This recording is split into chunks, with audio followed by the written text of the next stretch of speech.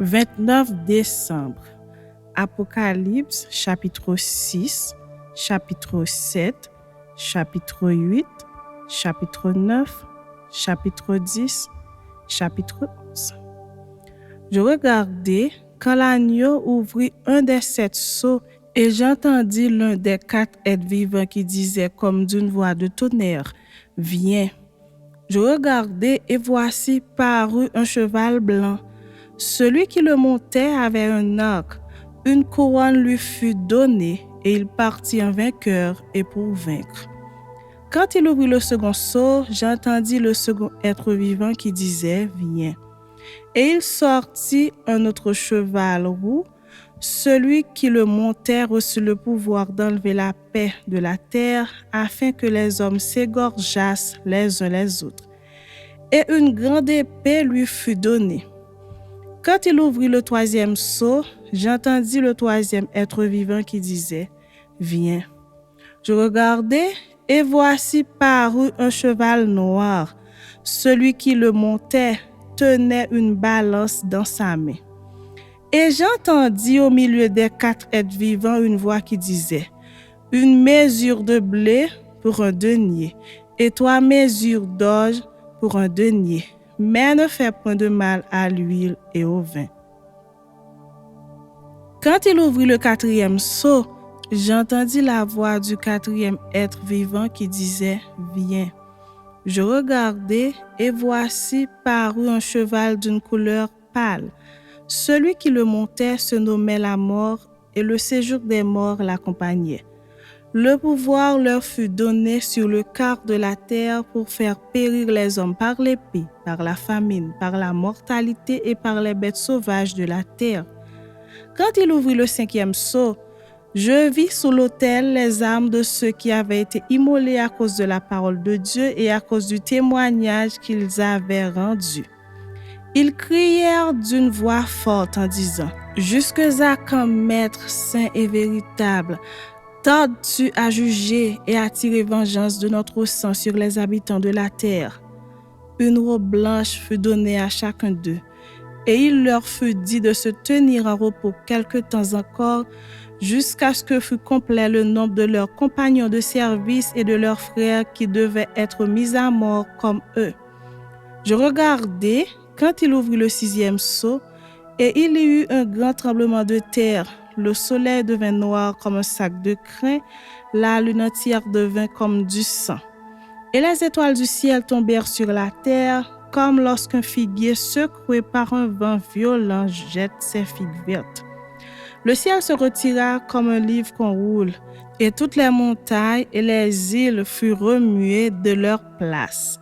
Les rois de la terre, les grands, les chefs militaires, les riches, les puissants, tous les esclaves et les hommes libres se cachèrent dans les cavernes et dans les rochers des montagnes.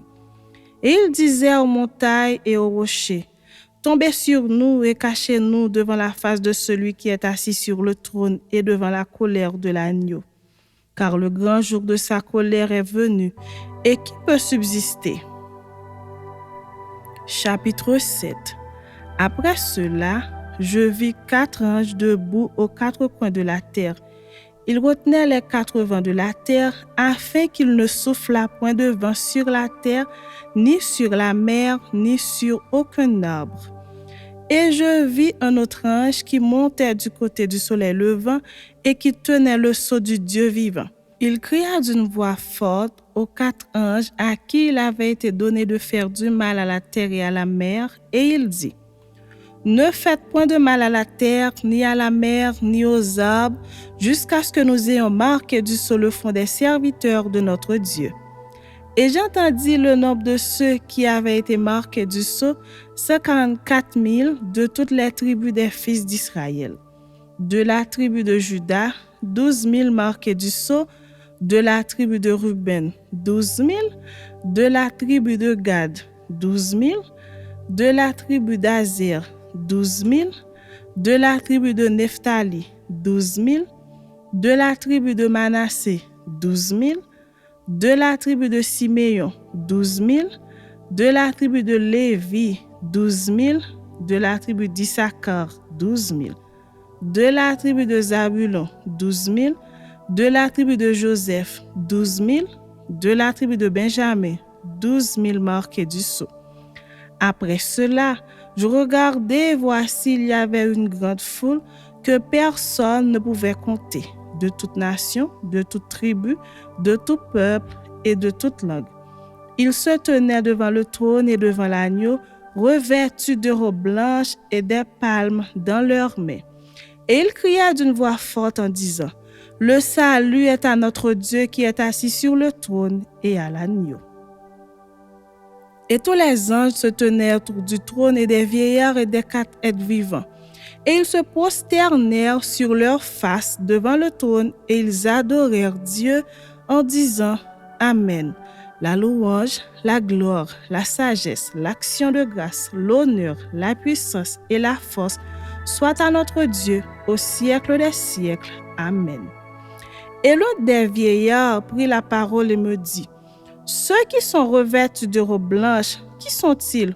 Ou d'où sont-ils venus? » Je lui dis, « Mon Seigneur, tu le sais. » Et il me dit, « Ce sont ceux qui viennent de la grande tribulation.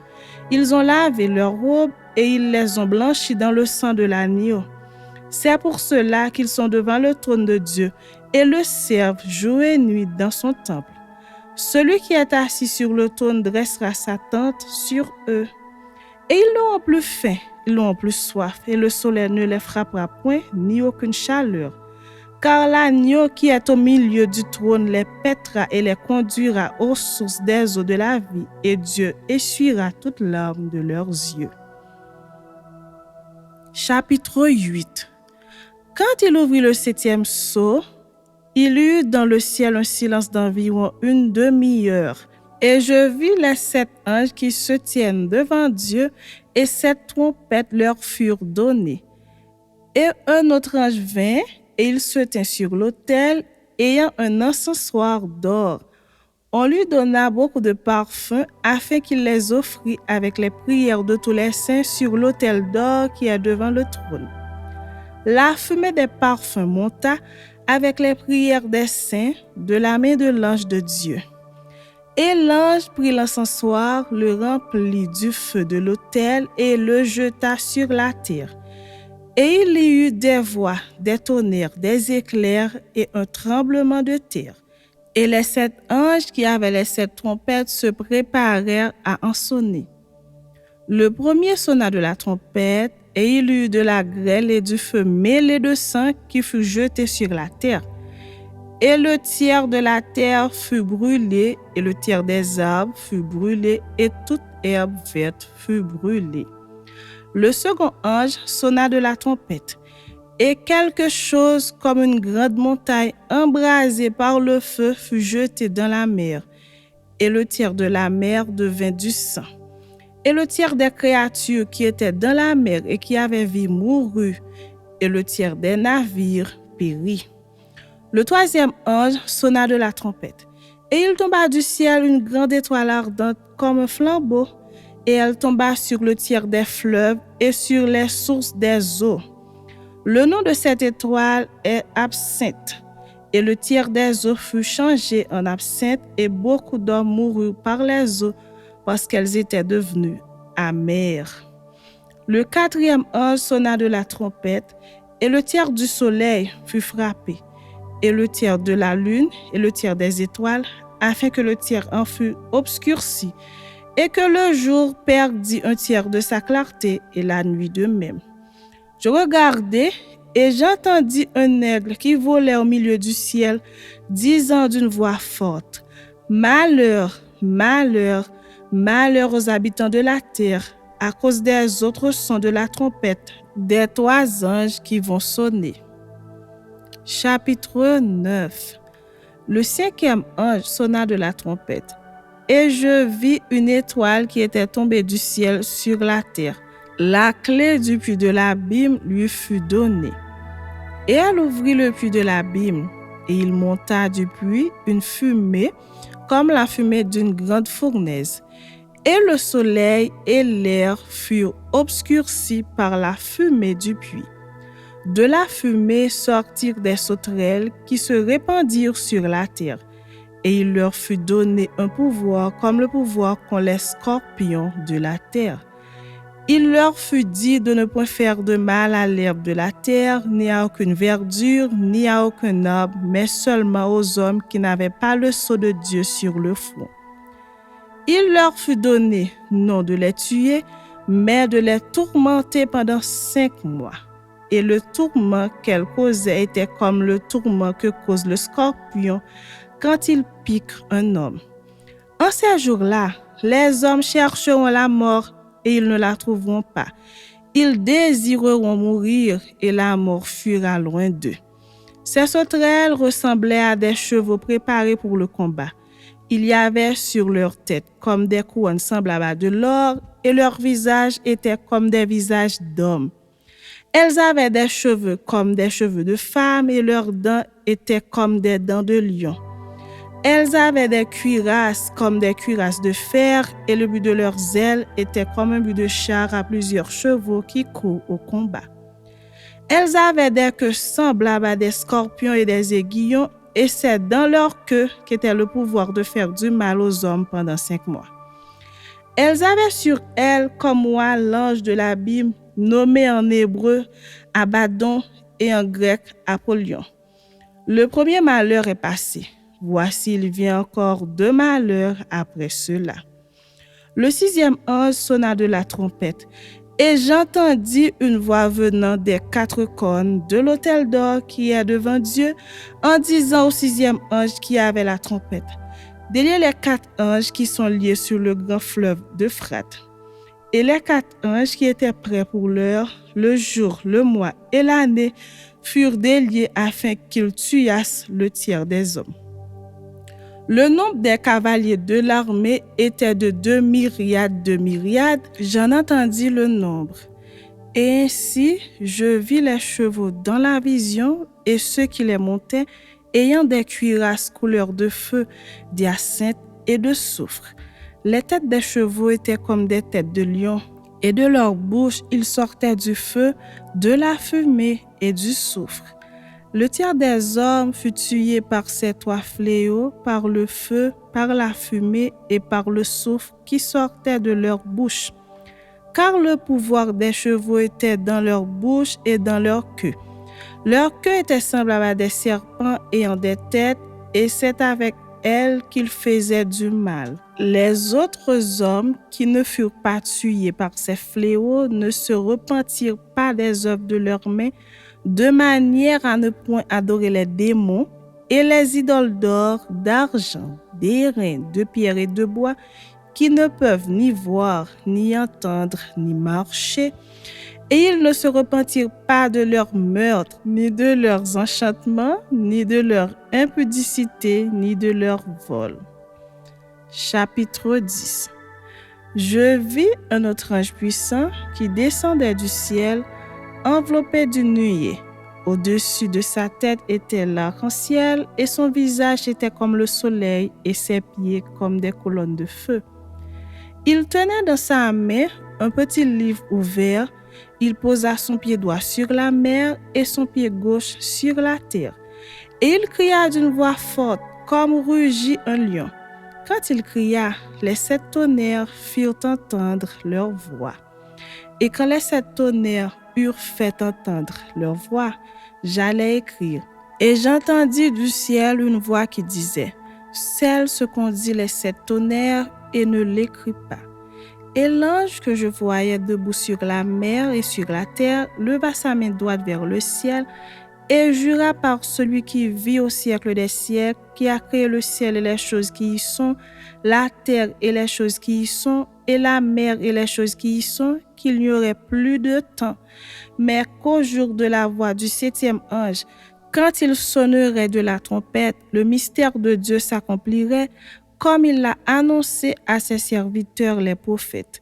Et la voix que j'avais entendue du ciel me parla de nouveau et dit: va, prends le petit livre ouvert dans la main de l'ange qui se tient debout sur la mer et sur la terre. Et j'allai vers l'ange en lui disant de me donner le petit livre. Et il me dit: prends-le et avale-le. Il sera amer à tes entrailles, mais dans ta bouche, il sera doux comme du miel. Je pris le petit livre de la main de l'ange et je l'avalai. Il fut dans ma bouche doux comme du miel, mais quand je l'eusse avalé, mes entrailles furent remplies d'amertume. Puis on me dit, il faut que tu prophétises de nouveau sur beaucoup de peuples, de nations, de langues et de rois. Chapitre 11. On me donna un roseau semblable à une verge en disant, lève-toi et mesure le temple de Dieu, l'autel et ceux qui y adorent. Mais le parvis extérieur du temple, laisse-le en dehors et ne le mesure pas. Car il a été donné aux nations et elles fouleront au pied la ville sainte pendant 42 mois. Je donnerai à mes 2 témoins le pouvoir de prophétiser, revêtus de sac pendant 1260 jours. Ce sont les 2 oliviers et les 2 chandeliers qui se tiennent devant le Seigneur de la terre. Si quelqu'un veut leur faire du mal, du feu sort de leur bouche et dévore leurs ennemis. Et si quelqu'un veut leur faire du mal, il faut qu'ils soient tués de cette manière. Ils ont le pouvoir de fermer le ciel afin qu'il ne tombe point de pluie pendant les jours de leur prophétie. Et ils ont le pouvoir de changer les eaux en sang et de frapper la terre de toute espèce de plaie, chaque fois qu'ils le voudront. Quand ils auront achevé leur témoignage, la bête qui monte de l'abîme leur fera la guerre, les vaincra et les tuera. Et leurs cadavres seront sur la place de la grande ville qui est appelée dans un sens spirituel Sodome et Égypte, la même où leur Seigneur a été crucifié. Des hommes d'entre les peuples, les tribus, les langues et les nations verront leurs cadavres pendant 3 jours et demi et ils ne permettront pas que leurs cadavres soient mis dans un sépulcre. Et à cause d'eux, les habitants de la terre se réjouiront et seront dans l'allégresse, et ils s'enverront des présents les uns aux autres, parce que ces 2 prophètes ont tourmenté les habitants de la terre. Après les 3 jours et demi, un esprit de vie, venant de Dieu, entra en eux, et ils se tinrent sur leurs pieds. Et une grande crainte s'empara de ceux qui les voyaient. Et ils entendirent du ciel une voix qui leur disait, « Montez ici. » Et ils montèrent au ciel dans la nuée, et leurs ennemis les virent. À cette heure-là, il y eut un grand tremblement de terre, et la 10e partie de la ville tomba. 7000 hommes furent tués dans ce tremblement de terre, et les autres furent effrayés et donnèrent gloire au Dieu du ciel. Le second malheur est passé, voici le 3e malheur vient bientôt. Le 7e ange sonna de la trompette, et il y eut dans le ciel de fortes voix qui disaient, « Le royaume du monde est remis à notre Seigneur et à son Christ, et il régnera au siècle des siècles. » Et les 24 vieillards qui étaient assis devant Dieu sur leur trône se prosternèrent sur leurs faces, et ils adorèrent Dieu en disant, « Nous te rendons grâce, Seigneur Dieu Tout-Puissant, qui est et qui était, de ce que, car tu as saisi ta grande puissance et pris possession de ton règne. Les nations se sont irritées et ta colère est venue, et le temps est venu de juger les morts, de récompenser tes serviteurs les prophètes, les saints et ceux qui craignent ton nom, les petits et les grands, et de détruire ceux qui détruisent la terre. » Et le temple de Dieu dans le ciel fut ouvert, et l'arche de son alliance apparut dans son temple. Et il y eut des éclairs, des voix, des tonnerres, un tremblement de terre et une forte grêle.